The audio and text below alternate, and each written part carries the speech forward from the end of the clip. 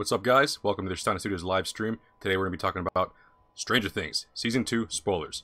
Now, I'm going to be playing Evil Within 2, just so you guys can see something while I'm talking. And also, I've kind of noticed that this game has a lot in common with Stranger Things 2. Not just the fact that they're both horror games, but like a lot of plot elements are very, very similar. Regardless, let's get down to it. And now, before I start, this is spoilers.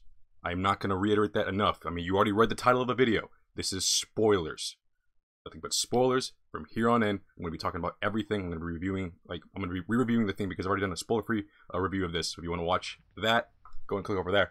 But for now, this is just a spoiler talk. So let's start it up. First things first, I want to talk about this, the relationships. And this show definitely added a whole bunch more. Like, one of the main ones in the first game was the fact that, Mike falls in love with 11. Well, here, there's a lot more, whether it be new characters or old characters, there's a bunch of new relationships. First things first, an old one that was kind of hinted at. Nancy and Jonathan. Now, yeah, they finally got together in this, and to the dismay of Steve, who, was a dick at the beginning of Season 1, all throughout the middle, until the end when he, redeemed himself. It's kind of weird, because, I don't know. It was kind of rushed in, oh shit. It was kind of rushed in a sense where, now they're just together. Screw Steve, it's over. But I did find some, I don't know, some happiness in the fact they finally got together. Steve and Nancy were kind of, not really meant for each other in the sense that they just felt a little off. But, damn it, hold on. But, well, them coming together is a little abrupt, and it kind of comes out of left field because I was expecting it, not to happen until the end of the season, but it kind of happens mid-season. And the scene where it does happen is kind of funny because the reporter they're talking to is, just hinting at them going, oh, so when you guys gonna, when you guys gonna share the bed? Oh, we're not together. Yeah, you kidding me? As a reporter, there's something, every now and then I'll look past some stuff, but there is nothing to just glaze over between your guys' relationship. It's clear as day. I'm probably gonna suck because I'm not focusing on this game. But, yeah, it's clear as day when they finally get together. It is nice to see them finally, do the deed. But at the same time, it's hilarious the next morning because the dude who they're staying with is, being kind of a dick about it. Oh, shit. I remember this part. Okay. Trigger it.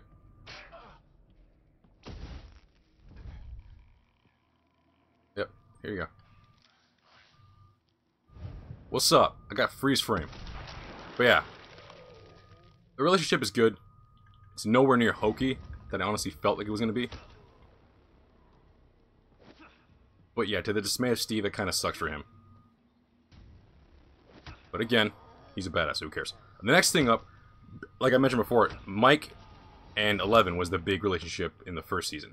Well, they kind of switched it up for the kids this time around, and now they're focusing on Lucas and the new kid, Max.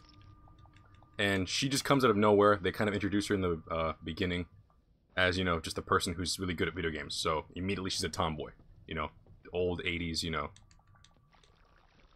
Jesus. Old 80s, cliche. But, whereas I did enjoy the back and forth, and also the fact that, Max is kind of the skeptic of the whole season. Granted, they didn't really need one, but it did cause a nice little dynamic where, not everyone's going to believe this shit. I mean, the events of Season 1 has been, pretty much brushed under the rug. Not everyone knows yet. So, seeing her kind of join in, and they're constantly trying to kick her out of the group, especially Mike, who's just being a complete son of a bitch. It's mostly because he misses 11, but the fact that, he's being a complete dick is kind of out of left field. But it's weird, because the roles are reversed. Because this time, instead of Lucas being the one skeptical of 11, now it's Mike being skeptical of Max, for no other reason other than the fact that he's just being jealous because he wants his own girl back in the mix. But yeah, Lucas and Max's relationship is kind of not forced on you, but the thing I liked about it is that it felt real. I mean, every single scene with them was, kind of cutesy, but at the same time wasn't, forced into your face. It was, just like, alright, we have a little time to, just rest, a little bit of filler. And also this kind of is accented in the fact that whenever a huge, the Demidog scene was going to happen, them, them getting about to get a little closer, kind of just gets cut short because of some action going to happen. But, yeah, it was weird, because they kind of repeated the same, you know, plot point, but it worked. So I'm not too, you know, bummed about that. I'm gonna freeze frame while I do this. And next up, besides that, so yeah, as the kids' relationship, it's good. All right, Dustin. So the main thing is, this is actually started off by Dustin because he actually likes her. Crap. And it's kind of sad to see that he doesn't get the girl in the end. I mean, what the hell? After all that shit, and he doesn't even get her in the end. Granted, I do like the whole scene where Nancy pretty much dances with him at the dance, and all the girls look off and look at him in envy, going like, "Oh well, screw him." It's like I liked it. Again, 80s cliche, but it's really cutesy to see that, you know, everything's gonna end up well for him, even though the whole damn season he was, you know, just chasing after her, and Lucas is the one who just barely gets her. Even though Lucas in the beginning was kind of hesitant, in the beginning, after that whole scene of the arcade, they pretty much both fall in love with her. But yeah, besides that, next up, a huge one, and it's the father-daughter relationship of 11 and Hopper.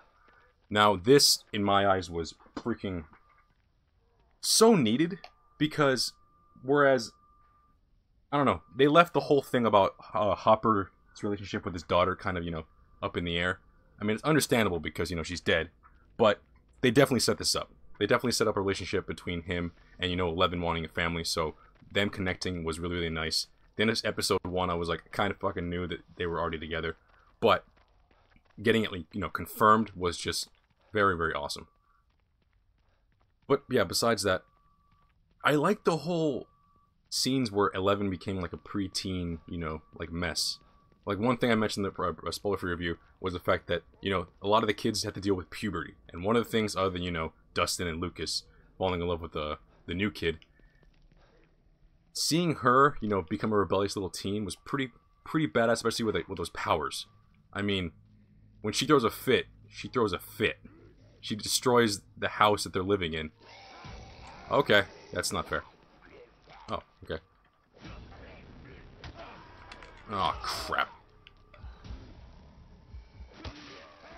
I'm dead. But yeah. It was really heartwarming, especially at the very end when they finally, you know, reconcile when she comes back from her trip from, was it Illinois? And, I don't know.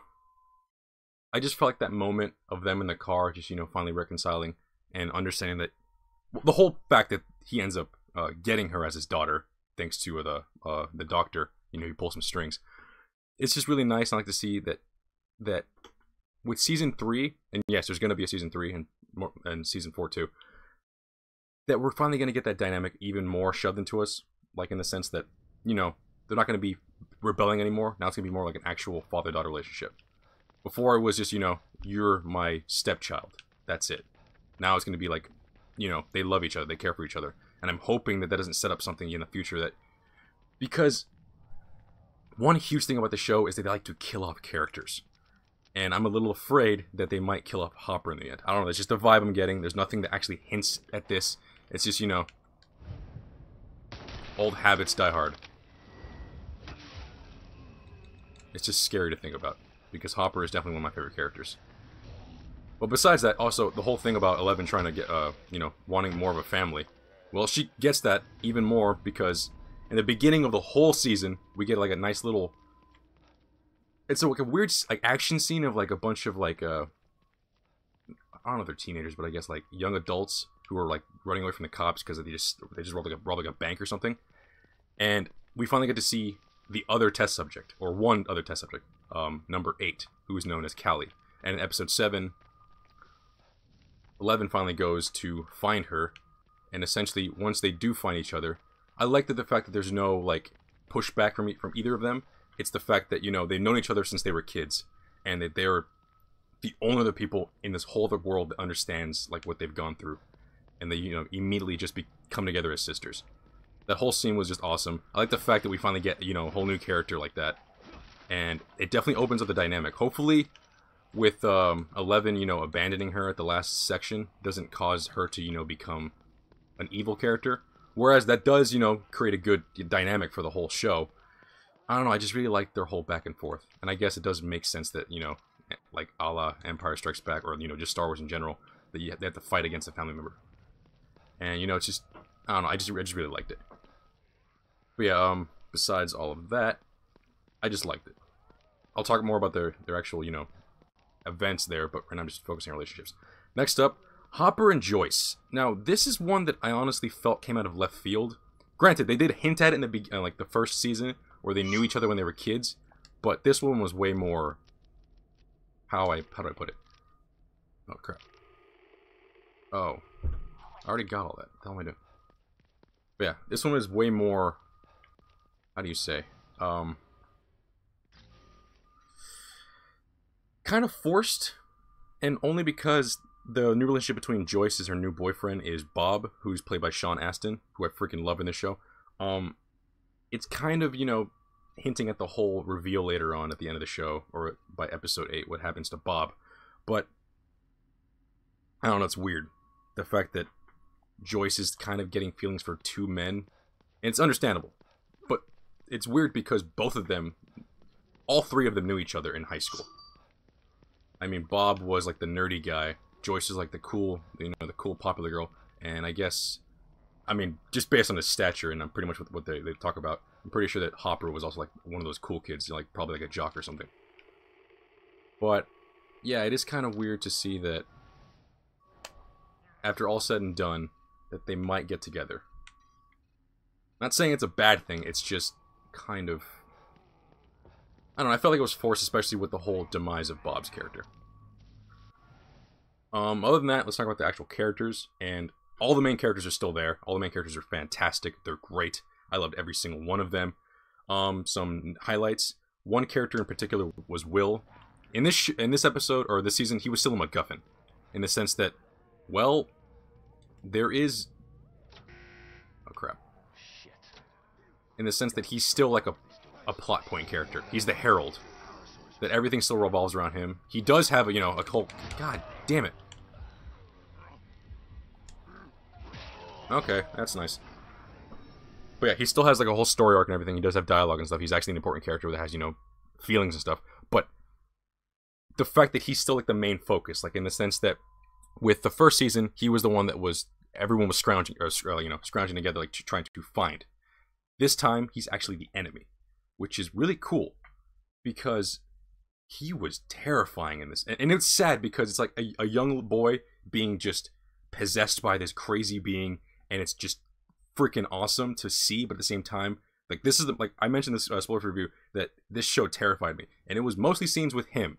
Mostly him either being just overcome by the demon, or not the demon, but like the shadow monster, or just straight up screaming because of the pain that he was feeling inside, because of like the actual events of the, what do you call the actual, what the hell do you call it?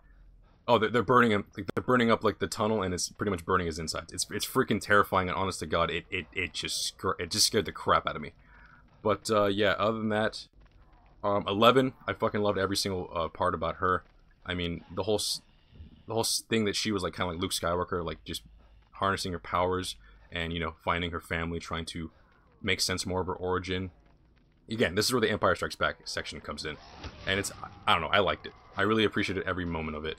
And it was just really, really cool, especially the moment where she, you know, again, I'll talk about it later. But yeah, let's moving on. Let's talk about actually some new characters. Now, the new kids, Max and Billy, were kind of useless in the sense of actual character progression, except for Max's, in the sense that she was kind of like a plot point mainly for Lucas and Dustin.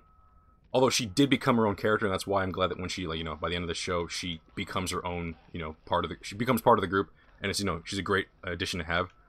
But I don't know, in the sense of, what the hell? Okay, I'm gonna grab this. In the sense of Billy, he was pretty much useless, other than just being the crazy, diabolical bully. Like, the first season bullies are pretty much gone this time around, but this bully's a lot more like Henry Bowers from It. Not in the sense he'll kill you, but he has the, like, just the tendencies to probably be able to do that. He's like a mean son of a bitch, and it kind of terrifies you to see what he might do to either Steve or, hell, even Lucas sometimes. But yeah, the whole section of them, other than the actual fight at the end, was pretty useless. I mean, they could have done a lot more. with him, at least. I mean, they probably could in the later seasons, but seeing as how Max pretty much stands up to him and just scares the crap out of him, I don't know how much more, or how viable that option is anymore. Unless he gets possessed, which I hope they don't do that. Next up, Paul Reiser's Dr. Sam Owens. At first I thought he was going to be just a straight up recreation of his character from Aliens, just a sniveling weasel. He kind of is a bit of a weasel in the beginning, but I freaking loved him at the end. He was just an awesome character all the way through. Because at first, again, he's part of the actual, you know, Hawkins Labs. So you don't have to trust him. He can easily turn on them and he can easily become a bad guy. But the fact that he doesn't is just cool to see. Because it's usually a cliche that the main, like, doctor in the whole scene is going to end up being the bad guy. But here, thankfully, he ends up being a good guy, and he's damn well utilized, especially in the last episodes. Oh crap, this guy's dead. But yeah, besides that, my newest favoriteest character is Bob, played by Sean Astin of Goonies fame. And yeah, he played Mikey in the Goonies. Dude, at first, funny enough, like I was saying, like the whole bad guy, I honestly felt like he was going to be a bad guy. He felt like a kind of like a spy, either from the government or the Hawkins Lab, or Hawkins Labs, just to be there, you know, watch them closely, and, you know, completely just lie to Joyce. But the fact is, he didn't even remotely act like that at all.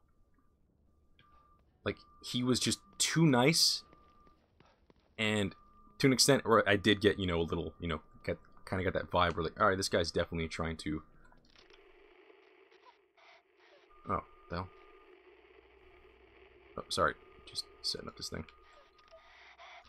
Oh, damn it. Well, yeah, regardless, Bob's character, whether he was just, you know, being a goofy guy, like this, you know, his nerdy self, or being kind of like a surrogate father to Will, was just really well needed. Especially because, you know, after all the all the terrible things that happened to Will, we need like a character who, you know, again was not involved in the first season, but like understood everything, like with the family, like, you know, they're going through hard times, and he's completely fine with that. He's there to help, and he's not there to be a complete dick. I don't know, he was just a nice change of pace. And my god, my speculation of him in the beginning aside, he easily became one of the best characters, you know, as he keeps saying, Superhero Bob, or Bob the Brain, like, you know, he's giving himself like a moniker. He's a superhero. Like, my god, the things he does at the end, how he just pretty much just steps up and becomes a brave guy, only because he's the only one that knows how to do basic computer. That's a program called, just called Basic. Like, he's the only one that knows, understands it, so he's the only one that can actually go down there and turn on like turn on the power, which is, again, probably a Jurassic Park reference, but what the hell? I keep messing up. But yeah, I don't know. I absolutely loved his character. Moving on, that's pretty much it for the characters. Again, if you guys have any questions or something, Titus says, what do you think of the ending? I'll actually talk about that at the end, but for now, I personally liked it. I liked it actually to the point where the whole snowball thing was a nice kind of like, the snowball, like the actual dance, was kind of like a nice, like like, you know, everyone settle down, let's take a breather, and let's get like a nice conclusion at everything. I enjoyed it, but where it leads into season 3, well, let me get through the events and then we'll actually, you know, discuss that more. But all right, next up, the events. Now, the events here, I'm gonna go in order, are pretty, in the sense, they're pretty cliche, I guess, because I've seen them a lot in other movies, but the way they assemble them here is all their own, and I honestly just loved every aspect of them. But yeah, the one moment, from the beginning, we get, you know, you set up the characters, you know, everyone's feeling like the repercussions of the first season, and that, you know, 11 has been completely fine this whole time. She's just been staying with Hopper. And I do love the fact that, just jumping into the end, the scene where Mike finally realizes that, oh, wait a minute, you've had 11 this whole time, and he gets pissed off at Hopper, and he pretty much breaks down crying in his arms because he keeps punching him in the stomach, was, I don't know, really sweet. But yeah, regardless, I like that whole, scene. But what 11 had to do to survive for, like, the beginning, before she met up with Hopper, was pretty crazy, because she kind of reverted back to herself where she just would attack anyone. I mean, she attacked a freaking Hunter. Granted, that Hunter gave off a very creepy vibe, but, I mean, he probably didn't mean anything by it. But, I don't know, it was just really, really weird to see her, you know, just become a badass and just, you know, just rise up and just essentially try to survive on her own in the elements. But yeah, sorry. The biggest thing in the beginning was Will. Will having to go to the doctor and having to, you know, deal with everything, having to, you know, constantly be tested by Hawkins' lab. The same people who caused this crap to him now have to test him and make sure that, you know, he's not, you know, gonna revert or gonna get worse or something. They just don't understand what the hell's going on. The upside down to them is such a damn mystery that they have to latch onto the only thing that was actually there before and pretty much just become a guinea pig. But regardless, going back to the whole scene with Bob talking to him, pretty much saying you have to face your fears. That was hands. Usually in these movies, like when one of the adults tells the kids, you got to face your fears, you got to stand up. It usually ends, you know, well for the person involved. Well, here it does not. When when Will stands up to the shadow monster, the second that thing just latches on him and just starts pretty much going into, pretty much possessing him through his mouth, was just terrifying. I mean, the look on his face, especially with it being intercut with the words of Bob saying, "Oh, you can't be scared." Cutting right back to like his face just being like pretty much just all the stuff just sucking into all of his, you know, orifices, his freaking nostrils, his ears, his freaking eyes, essentially everything. It was just a terrifying scene. But usually with like shows like this where like the character is possessed, they do like either like flashbacks or like they kind of do it gradually. Here it's all at once, and my god, they pulled it off. It is just messed up to the max. But other than that, I don't know. The whole scene was just really, really brutal. At least especially to watch and just to see later on as he becomes a completely different character because now he's been possessed. Next up, Dustin finding the creature from the Upside Down. Ideally, the slug that came out of Will at the very end of the last episode of the last season. And he calls it Dart after, was it Darmithian? I don't know. I don't remember exactly what it was called. But regardless, it was such a cute little moment. It was kind of like Gremlins in a way, where, you know, he finds this creature. You're not supposed to, you know, it's a dangerous creature that has a lot of, you know, problems with it. But the fact that he says screw it and he lies to his friends that he owns it or that he's keeping at his house after they lose it is pretty stupid on Dustin's part, but I understand it. As a kid, you know, he's a kid. He's not gonna, you know, be thinking 100% clearly, especially when he has pretty much become friends with this thing. This little creature, as, you know, scary and like weird it looks, it does have a kind of like a cute, like a little, you know, vibe to it. I like the fact that he gets a pet. Only the moments when the pet kills his own cat, when Dart kills his cat, which that was kind of heart-wrenching because his mother, I don't know. The fact that his mother is like just heartbroken over it is kind of sad. They kind of brushed that under the rug later on because I think she's just completely over it. She gets a new cat or something. But, I don't know, it's kind of sad. But yeah. The scene where he pretty much battles him, or he knocks him into the cellar, or at the very end when they pretty much meet face to face in the tunnels, is kind of cool. Again, very, very cliche. But I like the whole thing where it's like, you know, he's feeding him like Reese, like, you know how they feed E.T. Reese's Pieces. He's feeding him Three Musketeers. He's like, hey, little buddy, come on, here's some nougat. I don't know, I just like the whole vibe that after all said and done, that even in the Upside Down, creatures could still... Oh, goddammit. Creatures could still be...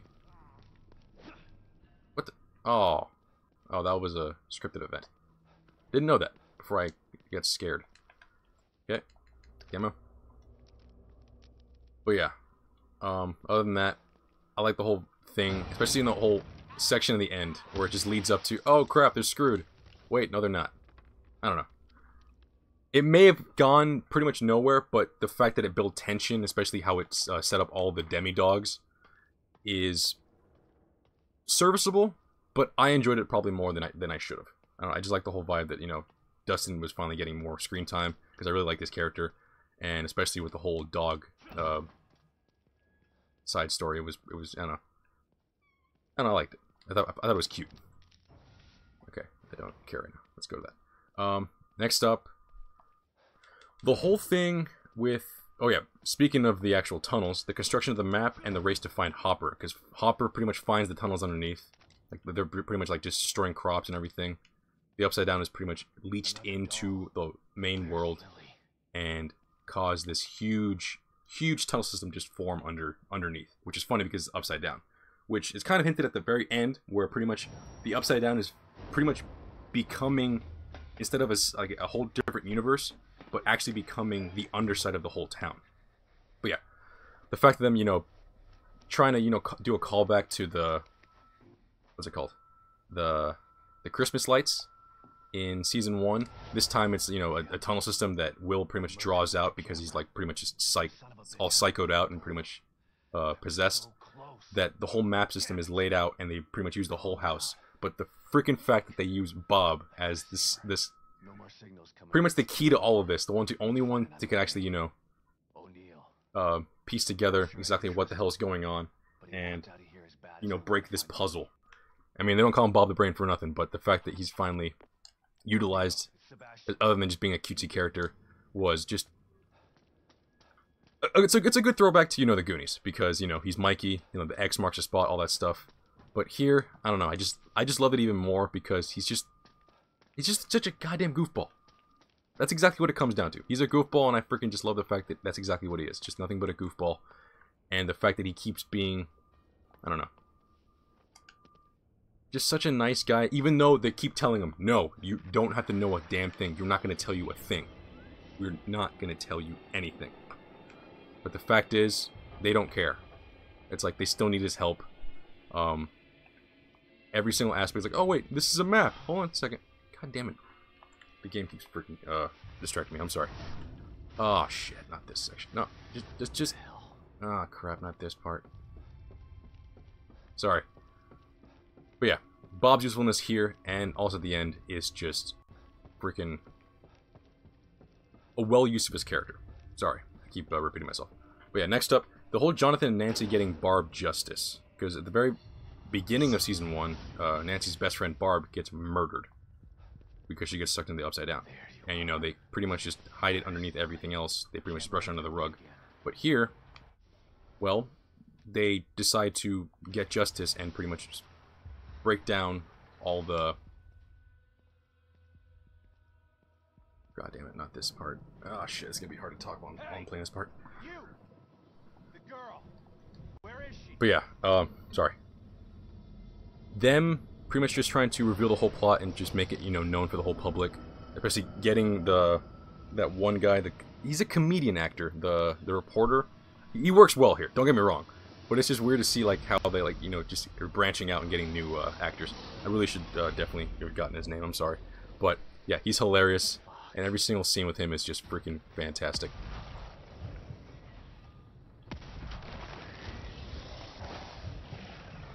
Using the jump.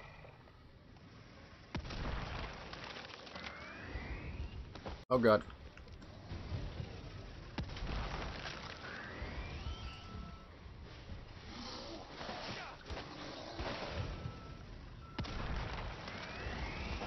Oh god. No, sorry.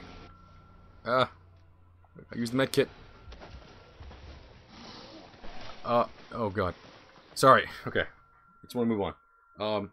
The whole thing, I will admit the plot point was kind of weak, and it probably was just put in there to appease Barb fans. But it did lead to a lot more, you know, back and forth between Jonathan and Nancy, and definitely the, you know, dissolving of the relationship between her and Steve, because, you know, they're pretty much separated the whole way through, the whole time. But here, I don't know. What made this worth it was the characters. Every single bit of the characters, them talking the back and forth, you know, the reporter, Jonathan, and Nancy, the whole sexual tension between them, it was worth it. The actual plot point itself was weak. But, again, the characters definitely saved this part. Besides that, though, also, moving on to other conspiracies, we finally get to see...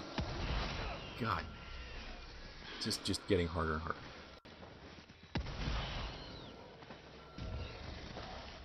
Oh god, come on. That, oh my god. Come on!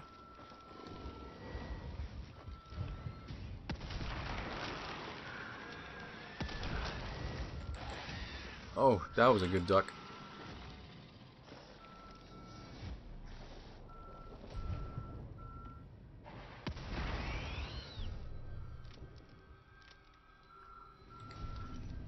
Sorry. Okay, I'm done.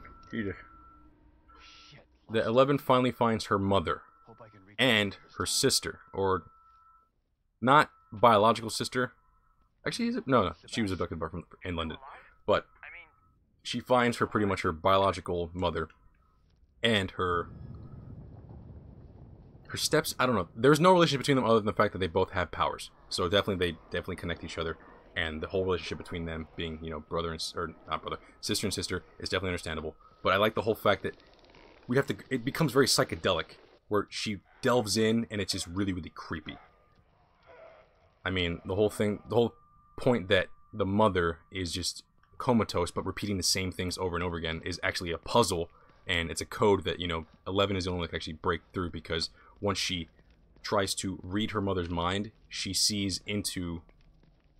Well, she pretty much sees all the events previously, how her mother pretty much had her baby stolen from her, and that Papa was the doctor from the first season was the one who did it, and that she breaks into Hawkins' lab. She ends up shooting a guard, and she tries to free the little girls who were, you know, being tested on, and pretty much she is captured and tortured until she goes crazy.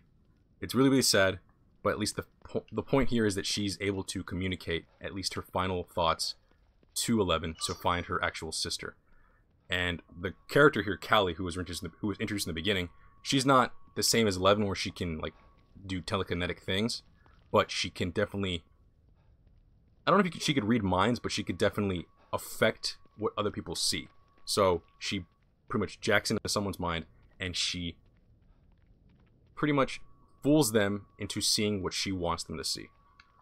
And the whole section here, where like episode 7, when they have pull back and forth, which was kind of a you know a typical thing nowadays. At the very end of episode 6, a huge like plot point happens, like the beginning of the climax.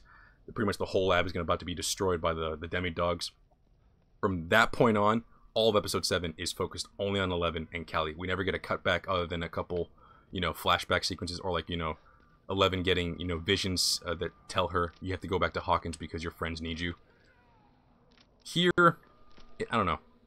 I just really like the fact that every moment here, whereas it wasn't, you know, integral to the main plot, was integral to 11's plot. And it definitely gave us like that, again, Empire Strikes Back vibe, where she had to go find her true origin, had to train to become stronger, which definitely helped out at the end of episode 9. It is kind of forced, maybe, in a sense, if you really wanted to get down to it, but the fact how they wrote it, it all worked very, very well, and honestly, it was just a nice back and forth between her and Callie. Especially how they give her the name of Shirley. And all the misfits, or how they call the rejects, the freaks, because the whole show, like, there's like a nice thematic thing of, like, you know, you're a freak and everything. I mean, everyone keeps calling Will a freak, and 11 was called the freak in the first season, or considered a freak in the first season. Well, she finally finds a whole group of them. And... okay, don't care. Skip, skippity, skip, let's go. Okay, buddy, let's just go. Okay, blah, blah, blah, blah, blah. Come on, buddy. Come on, buddy, let's go.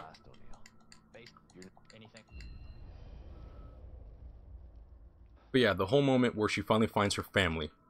Her actual, like, again, not biological family, in a sense with Callie. She still decides to, you know, leave them behind and go, you know, help her friends. It just shows how important everyone at Hawkins is to her. And it just definitely gives her character a much more nice added layer, because at one point she was kind of, you know, fighting back against everyone. But here it's like, no, she's definitely going to help them out. And she loves every single one of them, and she would never even dare leave them all behind. Especially after that vision, seeing that they're all in freaking deep trouble. And also her staying with the Misfits, although they did give her a great makeover. Like her whole thing, like how they say she looks bitchin' is freaking cool. She definitely needed to go back. because, I don't know, following those group of misfits would definitely change the whole tone of the show, and it might not be for the better. But for what they give us, it's definitely worth it. Like, in the sense that...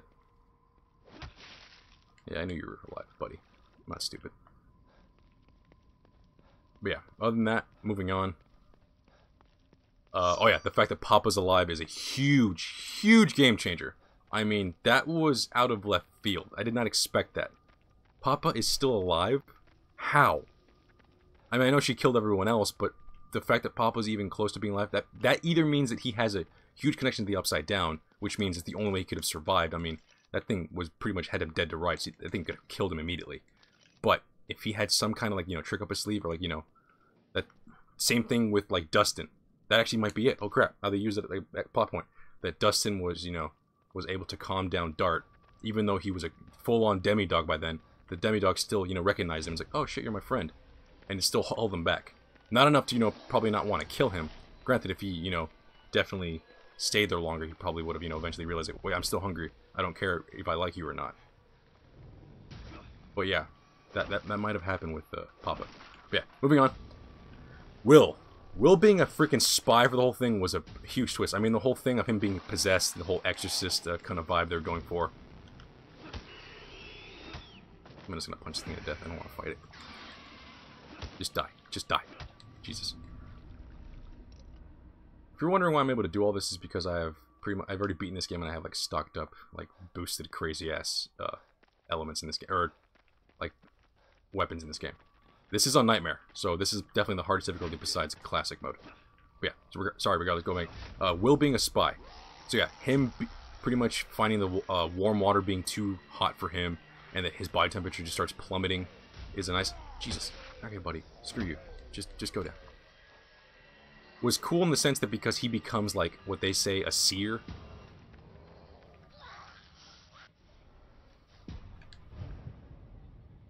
Hey, come on.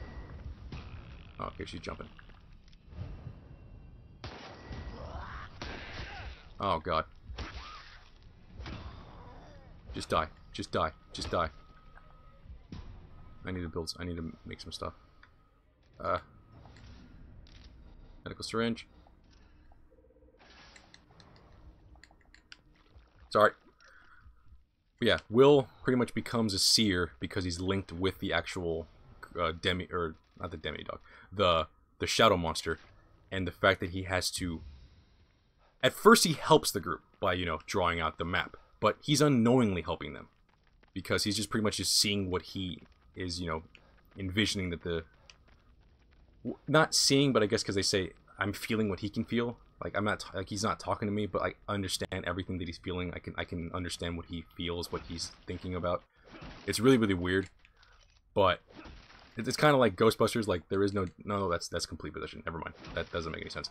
But regardless, the fact that later on when he's at the lab and they're pretty much trying to get him to talk to get more information to, you know, find the heart of the whole problem and, you know, kill the shadow monster, he just betrays them all.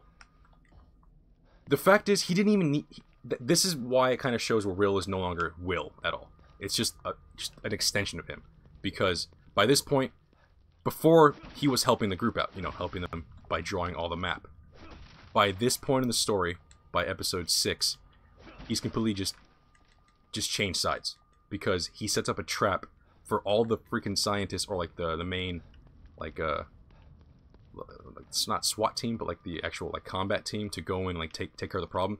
He ends up getting rid of all of them and just leaves an open door to all the demidogs, which is a cool setup. Because prior to that, the whole scene with Dustin, how he gets Steve and all of the kids pretty much involved, other than, you know, Will and Mike, who are now at the lab, to try to fight or try to find Dustin and pretty much just deal with the problem. But at the same time, they want to take care of it, so they're gonna end up killing Dart.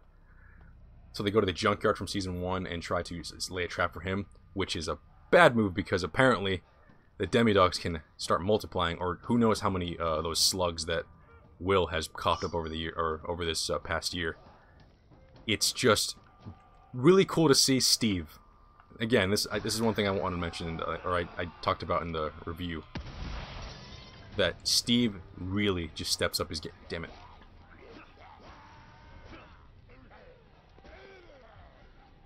just die.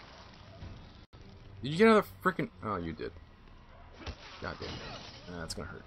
Great.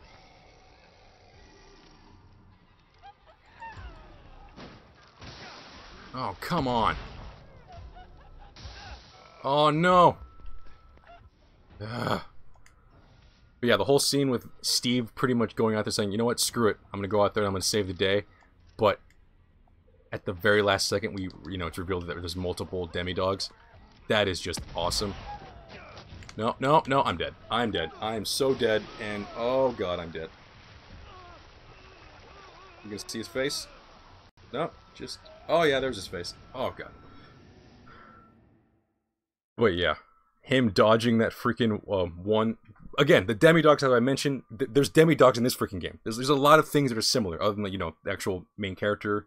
There's like Jim Hopper, a cop, having to find his daughter in this whole situation, or not finding it. But regardless, there's a bunch of things that connect.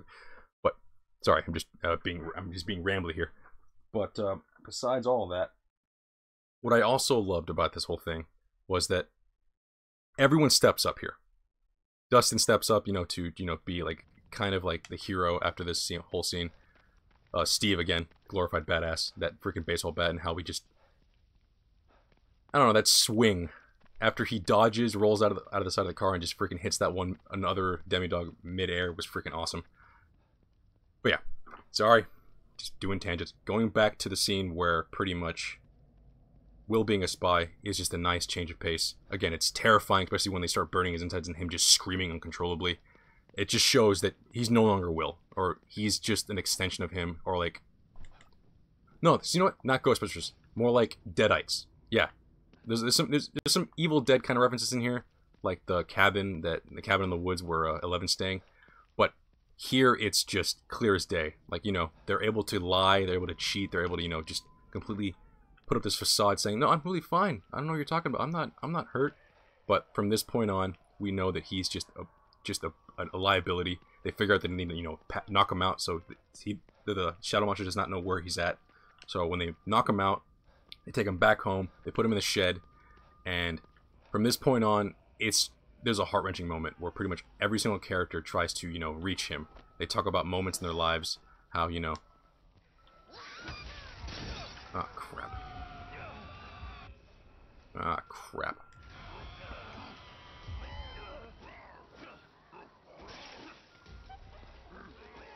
Damn it. Damn it. I'm gonna climb. Oh god, I'm gonna climb. Climb, dude, climb. Dude, climb. But yeah, the fact that the phone goes off, which they kind of... there's really good foreshadowing in this show, too. Like, the nice little callback, like, the phone keeps ringing, they're like, oh, god damn it, this phone is, it's really pissing us off. And at the end, it completely screws them over because it reveals Will to where they're at. Okay, that was bull, and you know it. Oh, god. More health. That's what I get for being cocky. I can't do this while I'm talking. Can she not climb? She can't. Good. Oh, I hate her so much. Oh, right. I need to use the damn health. But yeah, the heart-wrenching moment where everyone's, trying to reach him, and pretty much, like, he's showing, like he's crying, like he's, they're getting through to him. But at the very last second, he just goes, can you just let me go? And it's like, crap, that's not him anymore. It's the Shadow Monster through and through. Like, they've completely lost him. Can you just die?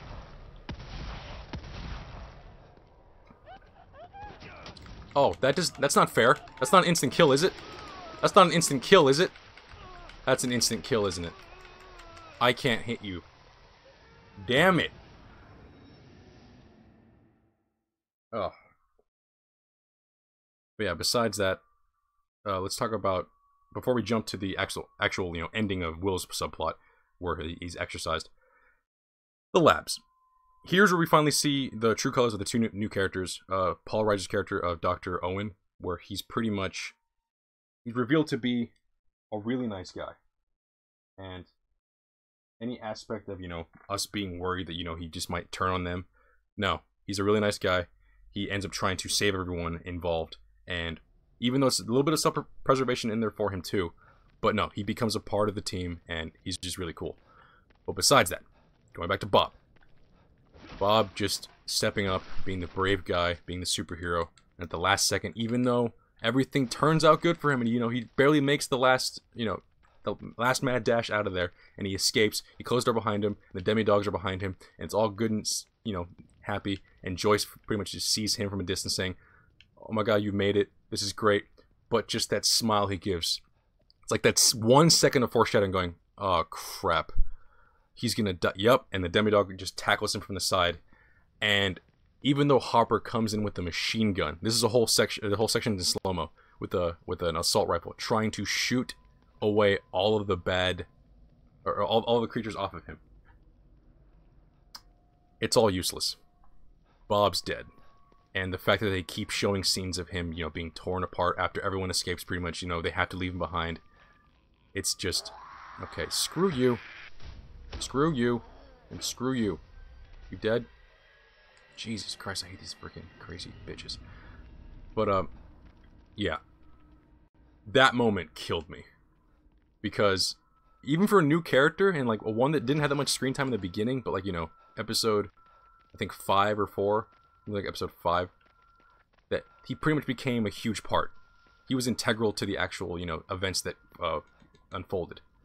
But from this point, it was just really, really sad. And again, the fact that at the very end they have to cut back to pretty much just showing him getting devoured by all the creatures is brutal, yes, but it's kind of a good way of showing, like, this is what this season's about. Not everyone's gonna be safe. Like this, getting your throat cut and just dying instantly. It's just, I don't know, it's definitely setting up stuff that not everyone's gonna be safe, and definitely by the end of the 4 seasons, we may lose some even more important characters.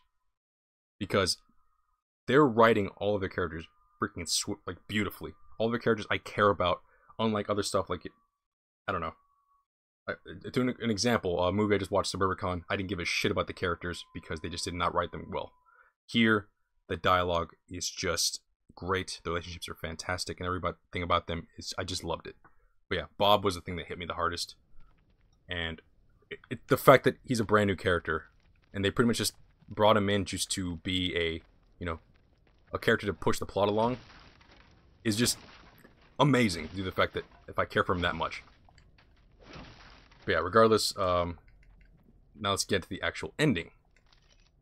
And here we come up with all the ending fights. Now there's four last stand showdowns kind of things. I mean, this whole thing was like the huge climax, but it's not even the conclusion yet. Like that was the setup to the actual conclusion. Conclusions are everyone splits up and they all become, heroes in their own right. They all do their own thing. So just starting it up before we get to actual, the main plot. Steve is left behind to watch after the kids, except for 11 and Will, because they're going to go do their own thing. Well, all the kids decide to, group up and try to help 11 without them knowing by going into the tunnels and causing a fire to attract all the demi-dogs away from the lab. The only issue is, Steve does not want this to happen, and also, they don't have a car. So, here comes very convenient plot character to come in to provide them a car. And here comes Billy, looking for Max, because we finally get to see in the background of their characters, is they come from a very messed up family. The dad is a real dick, and he's really abusive to all of them. Especially Billy, which causes Billy to be a dick to everyone else. Which is understandable, cliche as hell, but here it works, to an extent.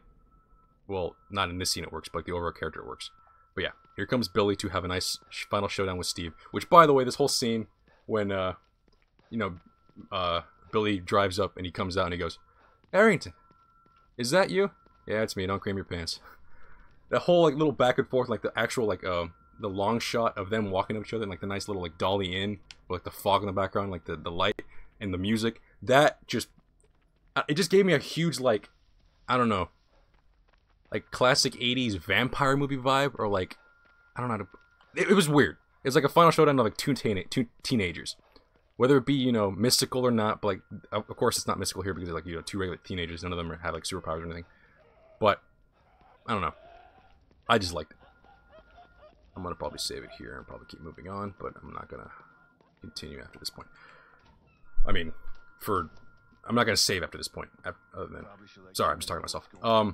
But yeah, their little fight was kind of cool. Seeing Max, you know, finally, you know, stand up to her older stepbrother was freaking badass, especially when she injects him with that the tranquilizers and pretty much just threatens him with a baseball bat to the nuts. Which, by the way, this is the baseball bat with the nails in it. So this is definitely that's definitely a threat. But yeah, Steve gets his ass kicked. They end up stealing Billy's car. Max drives it, and they all end up going over there. And once they get to the tunnels, they cause a fire, causing a great distraction. But down there, again, going back to Dart, Dustin comes face to face with Dart, you know, a freaking wild creature. But the fact that he's able to, you know, console him and give him a Three Musketeers, it's a nice closure to his, at least that subplot. I don't know. Again, as I've said before, I'm not going to keep reiterating. I just found it cute, and I just like the fact that, you know, Dusty got to do a lot more in this season. But yeah, the whole section was just badass, especially Steve definitely, like, you know, being a whiny little creep like he was in season 1, but again, reluctantly always helping out. Like, no matter what, even if he, like, you know, like, he'll act like he doesn't want to do something, he'll end up doing it, and he'll be a badass at it. He's like the reluctant hero, and that's kind of why I like his character, like, at least more now.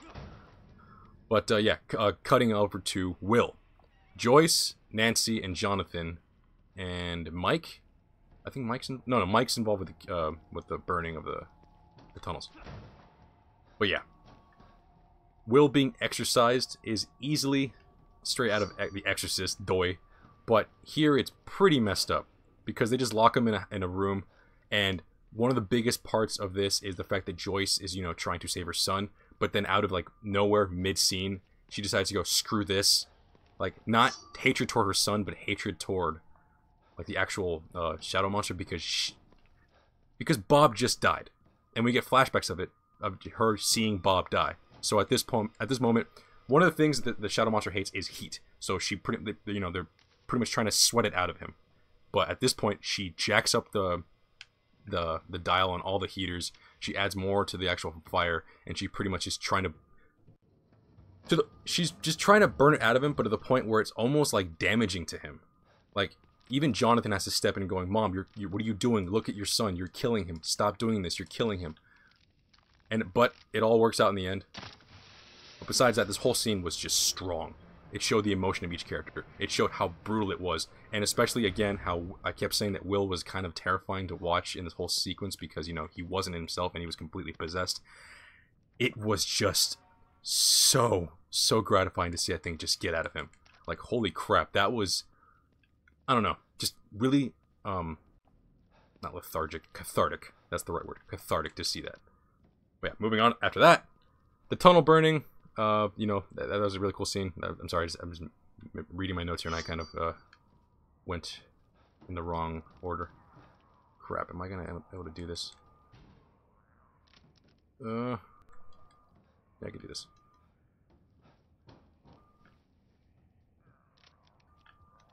Reload.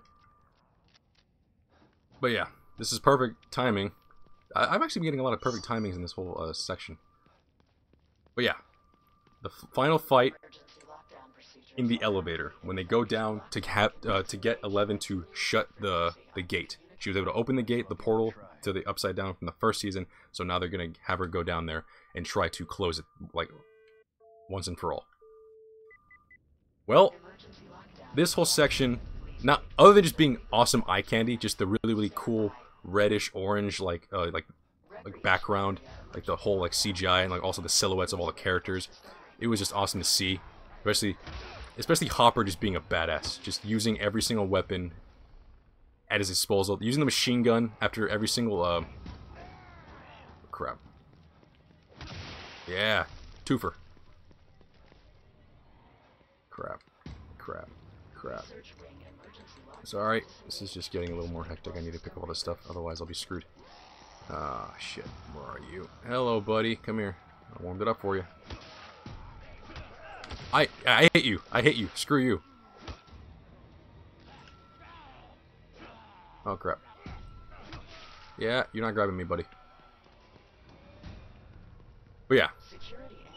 The whole scene was already badass with him going, like, not missing a shot, having a freaking accuracy of 100%, just boom, boom, boom, like using the machine gun as a semi-automatic. That whole section was cool, but then when he runs out of ammo and he pops with the shotgun, I'm sorry, that was just bad freaking ass. That whole section was just awesome.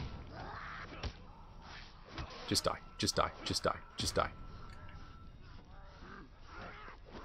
No, no, no, come on.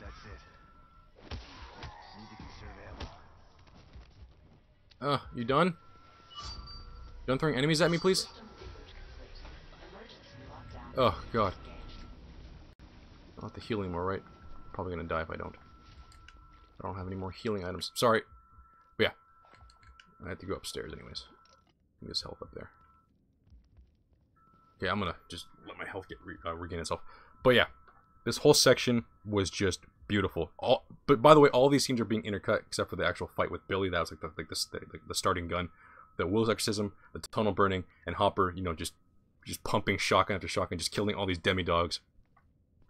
And 11 pretty much doing the whole levitation thing, where she, at the very end, pretty much uses all of her powers, especially, you know, focusing on the negative energy, just like she did in when she met her sister, like how she was able to pull that train, just like Empire Strikes Back, where Yoda is showing, not Anakin, Luke, how to use his powers and how he's just trying to lift the X-Wing out of the swamp. Here, she's trying to move a train. Or, at the very end, she's trying to close the portal. And my god, the second she uses both of her hands and she's floating, it just gives it a really cool, you know, like, god vibe to it. Like, she's more than human. She's more than just a gifted person now, right? Like, now she's just ultra powerful. Which kind of scares me now because now I'm going to jump to the very, very end. What the hell could they throw at them now? 11 is a god. She can pretty much do anything she wants. She is a badass. So how much more dangerous can things get? I mean, the second 11 showed up, all the problems went away. I mean, if they just attracted all the demi-dogs to one location, she could take care of them in an instant. Well, here, that's not the case. Instead, god damn it, stop jumping up and down. But here, it's not the case. She is now a certified badass.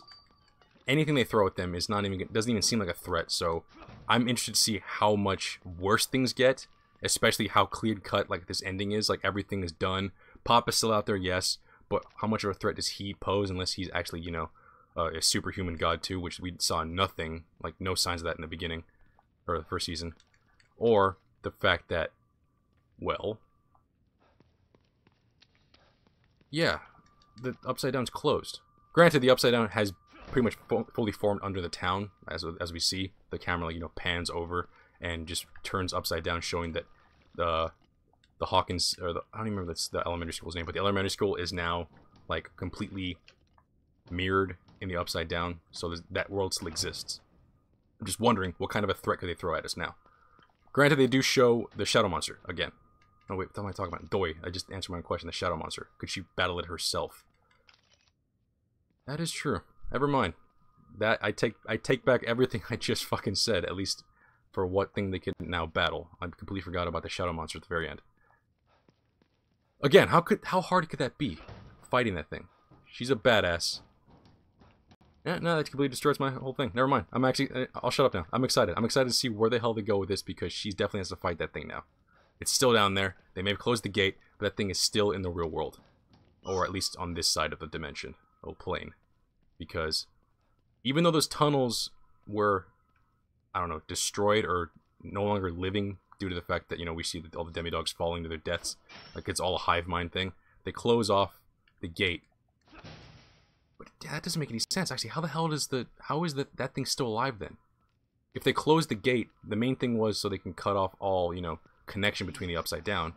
how much of a threat does that pose? The fact that we see the upside down, you know, actually upside down the real town.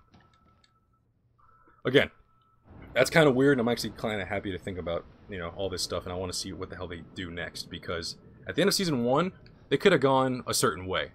You know, they could have just done the whole bit where, oh yeah, they're just going to follow along the plot of just trying to explain Eleven's origin, which they did do, but they added so much more.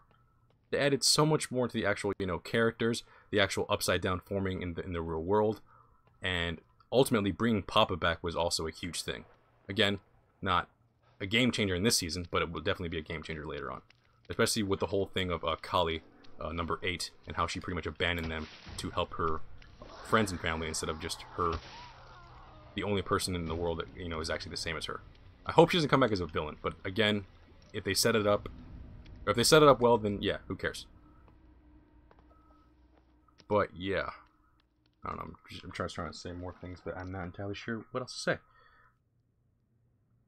Oh, but yeah, just want to talk about my favorite characters. But besides that, anyone out there, I see some people watching. You got some questions or stuff?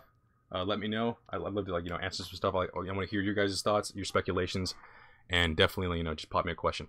But for now, I'm gonna definitely focus on the favorite characters.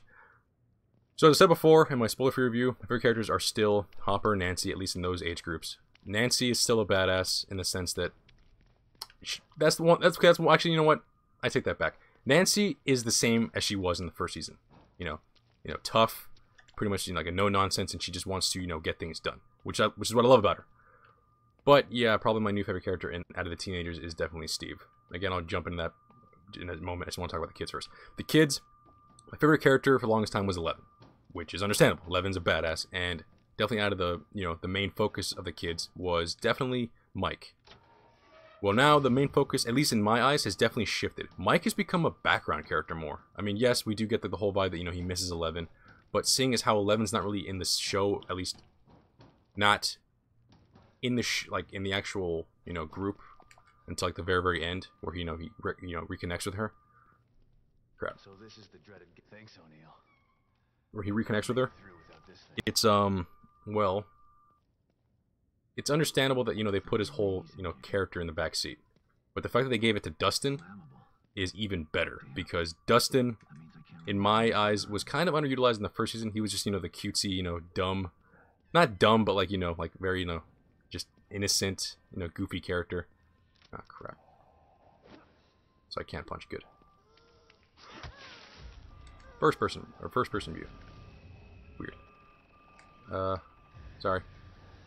But the fact that I gave him more to do, especially with the whole puberty thing, where like he falls in love with what's her name, Max, and how he gets advice from Steve, or how he gels his hair. He does shampoo, conditioner when the hair is damp, not wet, damp. He uses 3 sprays of Farrah Fawcett spray. And by the way, if you repeat this to anyone, I will kill you. The fact that he, at the very end of the whole show, he ends up getting the same spray and uses it on himself was just a nice touch. But it just shows how, you know, goofy and innocent he is. You know, he's just, I don't know, he's just very, I don't know how to put it. Ignorant? Not ignorant, because he's trying. Like, he's just a good kid. But yeah, he definitely became my favorite in this season. Next up, yeah, probably not Nancy. Again, she's a great character, but Steve definitely. Okay. Steve definitely stepped up his game. Just from being a badass, from using that freaking baseball bat, from just standing up to everyone, and also just standing off against Billy. Oh, shit. Oh, shit. I'm dead. I'm so dead. We forgot about this section. I'm dead. Hello. You gonna melt the mask off my face? Yeah, you probably are. Actually, I want to see this. What does it do? Does the mask actually come off my face? Nope, mask is still on. Okay. It's even worse because that means the acid's still in there. But, yeah. Besides all that, now really thinking about it, my favorite character is Hopper. Hopper's still a badass. Hopper's still like the Indiana Jones type character that I freaking fell in love with in season 1. He's even better in this season, definitely, like with the whole him being also like him becoming a damsel in distress, kind of like, you know, in the tunnels section, was cool to see, because even though he, you know, everyone was trying to rush to save him, up until like the very like last 3/4 of the actual episode, he was still, you know, trying to survive. He was using his knife, he was using his, you know, his wit, And it wasn't until the very end where he actually got, you know, captured and was starting to get strangled. Which made sense because if he was strangled the whole time, he would have died by the time everyone reached him. But, yeah. It might be him or Bob. I mean, Bob really resonated with me. He was such a... God, I just loved everything about Bob. Bob was just too cool, man. As the goofy characters go, he was the hero that we definitely didn't see coming, but he definitely deserved in this show. Also, I do like Callie. One of the huge characters I do... Son of a bitch! One of the characters I do like from the Misfits was... I don't know, it not even utilized that much. I just liked his whole, you know, his whole vibe was Funshine. Like the really big black dude. Like, what's the thing? It's like, oh no, he's just a teddy bear. Don't worry about him. Oh, crap. Should she leave me alone because of this? Okay, good. Oh, that's completely fair. That's completely fair, game. Thank you. But yeah, other than that, that's pretty much it. I feel like I covered everything. If there's a bunch of stuff I don't really... I don't know. At this point, I'm just excited for season 3. I loved every single aspect of this season. The season was freaking fantastic. It was great. But right now, I think I'm just, you know, just regurgitating the same thing over and over again. So, yeah. That's the video. Thank you guys for watching. And definitely comment down below. I want to hear your guys' thoughts, what your theories are. I definitely want to try to build a theory off of this. Because I'm already rewatching the show. Usually with these shows, I kind of, you know, I binge watch the whole thing. And I rewatch it again, you know, to just enjoy myself. Because I can do that. But here I'm just rewatching it again. I just enjoyed this whole season so much. And any thoughts, any things I missed, any, you know, little things you guys want to talk about, please talk about in the comments below because I just want to keep talking about this show. It was fantastic. But yeah, regardless, thank you guys for watching. Remember to hit the little bell on top, or the little bell icon on top to make sure you know, get notified of my videos. And I will see you guys later.